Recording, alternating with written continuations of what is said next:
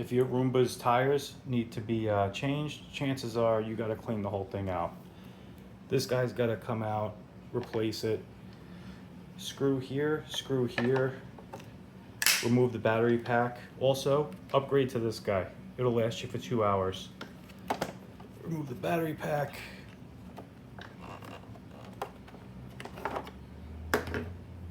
Screw here, cover off. Oof, look at this.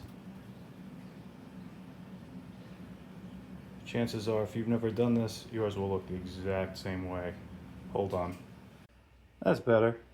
All right, we got that screw and that screw. Hold on. Once it's out, clean up. Then we're gonna replace the tread.